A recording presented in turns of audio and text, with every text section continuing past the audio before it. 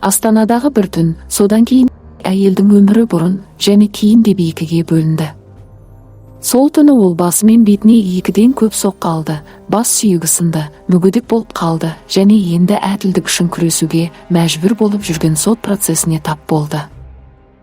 Бұл бұрынғы ерлі зайыптылар Алтынай Нұрсұлтанова мен Асет Аюповтың тарихы. Бұл іс қоғамды дүр сілкіндіріп, Қазақстандағы тұрмыстық зорлық-зомбылық мәселесі жөніндегі талқылауды тағы да көтерді. Сондай қазіргі уақытта ел бойынша ең даулы әрі ең көп талқыланатын істердің бірі саналады. Олардың некесі жай ғана ажырасумен емес, әйелге ауыр әрі қорқынышты салдар қалдырған қасіретті зорлық актісімен аяқталды.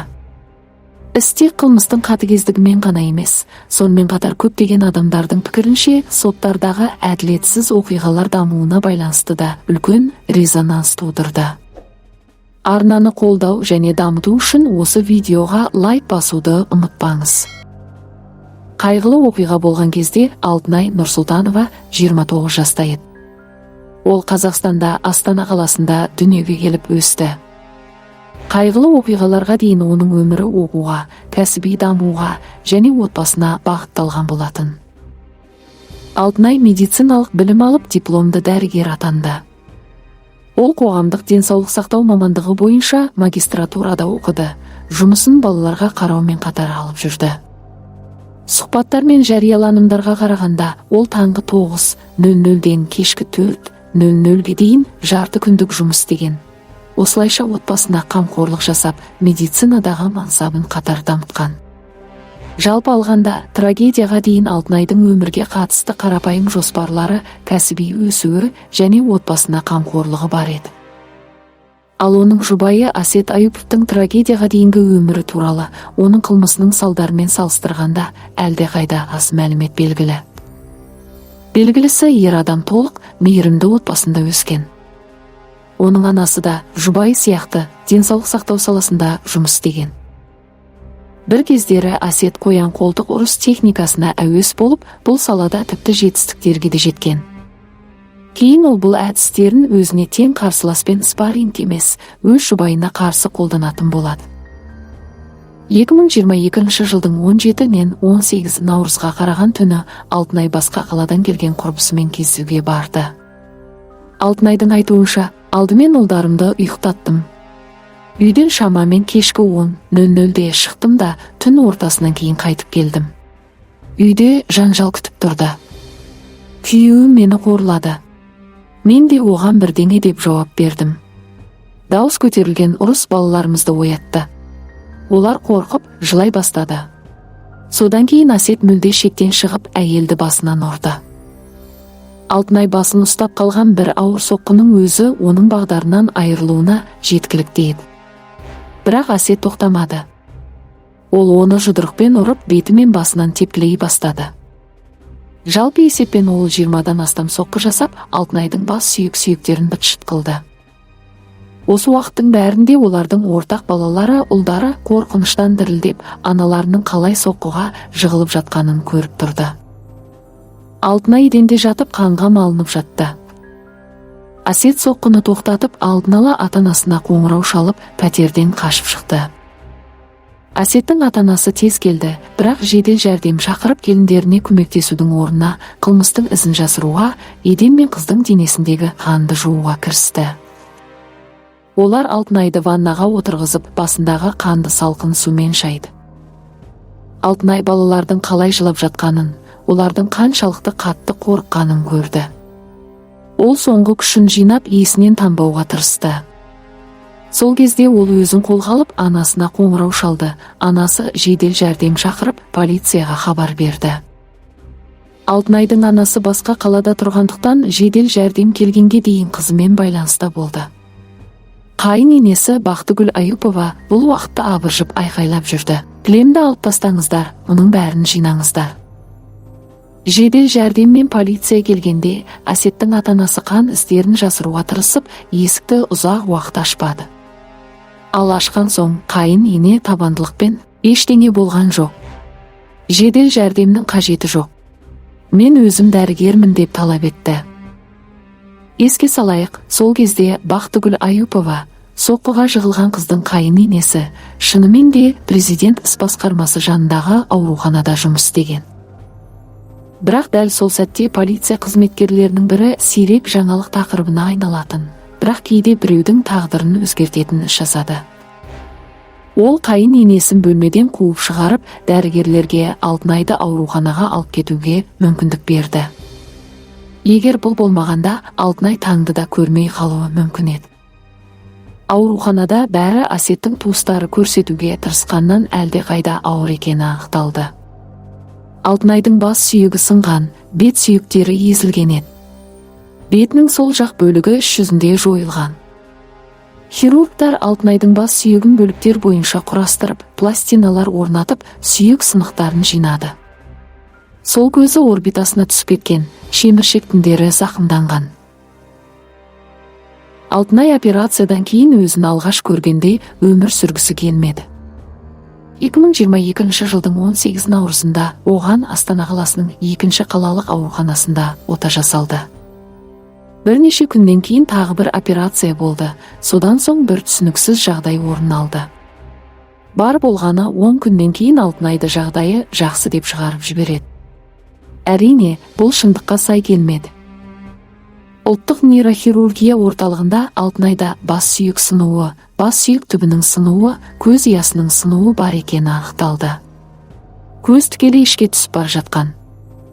Бетінің жұмсақ тіндері шіри бастады. 2-ші қалалық ауруханада көптеген диагноздар жасырылған, көмек уақытылы көрсетілмеген. Кейін ұлттық орталықтың дәрігері Асеттің анасы диагнозды өзгертуін сұрағанын, зиян ауыр емес, орташа деп танылу үшін әрекет еткенін тұспалдап айтты. Бұл іс жүзінде тергеуге араласу, құжаттарды қолдан жасау болатын. Осы үшін дәрігерлер бар болғаны сөгіс алды. Асет Аюпов бір айдан кейін ғана 2022 жылдың 20 сәуірінде ұсталды. Ал 2023 жылдың қаңтарында ғана сот оны Қазақстан Республикасының қылмыстық кодекс 106 бабы бойынша кінәлі деп таныды. Жаза 6 жыл 8 ай бас бостандығынан айыру, ал прокурор 10 жыл сұраған еді. Осы сәттен бастап бұл соң емес, ұзақ әрі қажытатын күрес басталды. Асет әр 2,5 ай сайын жазаны жеңілдету туралы өтініш береді. Ол өкінбейді, бәріне Алтынайдың өзін кінәлайды. Бұл режимнің 18 бұзылуына, өтелмеген талап арыздарға қарамастан. Айта кетейік, 2025 жылы сот әйелге 22 миллион теңге төлеуді міндеттеді. Үкімнен кейін де Алтынайға қоқан-лоққы жасалуда, Асеттің туыстары оны әлі күнге дейін тыныш қалдырмайды. 2025 жылдың шілдесінде сот Асет Аюповты мерзімінен бұрын босатудан бас тартты. Ал қыркүйекте сол судья оны қоныс колониясына ауыстырды. Енді ол күндіз қалада еркін жүріп, түнде колонияға оралады. Алтынай 3-ші топтағы мүгедек. 3,5 жыл ішінде ол 4 өте ауыр операция өткізді. Астанада, Мәскеуде, Кореяда. Операциялардың бірінде оның жүрегі тоқтап қалған. Ол көру қабілетінің бір бөлігін жоғалтты. Алда 2026 жылы тағы бір көз операциясы күтіп тұр. Тағы да балалар бар. Трагедия кезінде бар болғаны 2,5 жаста болған үлкен ұлы кекештене бастады. Түннен қорқады. Әкесінің келіп анасын қайтадан ұрып кетуінен қорқады. Ал кішісіне ол кезде небәрі 1 жас 3 ай еді. Оған сөйлеу дамуының тежелуі, энурез, түнгі тұрақты жылау диагнозы қойылды. Олар 1,5 жылға жуық ем қабылдады, бірақ салдары қандай болатынын ешкім нақты айта алмайды. Алтынайдың тарихы бұл бір отбасының ғана трагедиясы емес. Бұл Қазақстан ондаған жылдар бойы өмір сүріп келе жатқан мәселенің айнасы. Жазаларды қатаңдату туралы жария мәлімдемелерге, қоғамға үндеулерге, президенттік қатаң сөздер мен дабыралы заңдарға қарамастан, әйелдерге қарсы тұрмыстық зорлық-зомбылық жалғасып келеді. Ең қорқыныштысы ол тек отбасыларда ғана емес, соттарда, ауруханаларда жәбірленушілерді қорғау тиіс жүйеде де жалғасуда. Резонансты істерден Салтанат Нүкенованың өлімінен кейін салтанат заңы деп аталатын заң қабылданды. Бірақ Алтынайдың тарихы мынаны көрсетеді, Заң қағаз жүзінде бар, ал шынайы өмір әлі де жабық есіктердің артында шешіледі. Әйелді мүгедектікке дейін ұрып соққан, мұны кәсіби түрде жасаған, оны өз балаларының көзінше істеген адам бүгінде іс жүзінде бостандықта жүр.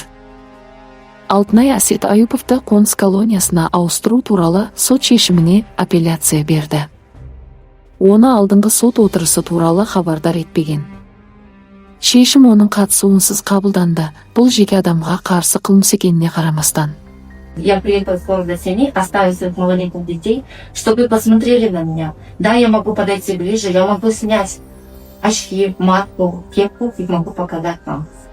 Что мне стоило, чтобы восстановить хоть как-то целостность своего лица и черепа, и хоть как-то иметь какую-то внешность и находиться в социуме. Я как потерпевшая в данном деле на сегодняшний день являюсь инвалидом 3-й группы, матерью-одиночкой 2 малолетних детей.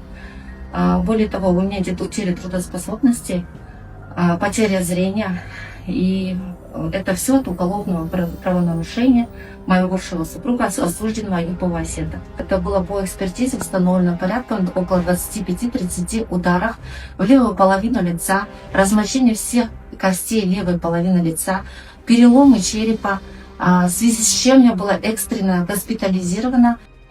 Дәл қазір қоғамның назары өте маңызды. Алтынай кек сұрамайды, ол өзі мен балалар үшін қауіпсіздік сұрайды. Пікірлерде салтанат заңы іс жүзінде жұмыс істей ме, әлі де қағаз жүзінде ғана ма? Ойларыңызды жазыңыздар. Сіздің ойыңызша, әйелдер мен балалар шын мәнінде қорғалу үшін не өзгеруі керек? Жазылыңыздар, тақырып жүрегіңізге тисе, лайк басыңыздар. Өздеріңізді және жақындарыңызды қорғаңыздар. Келесі видеоларда кездескенше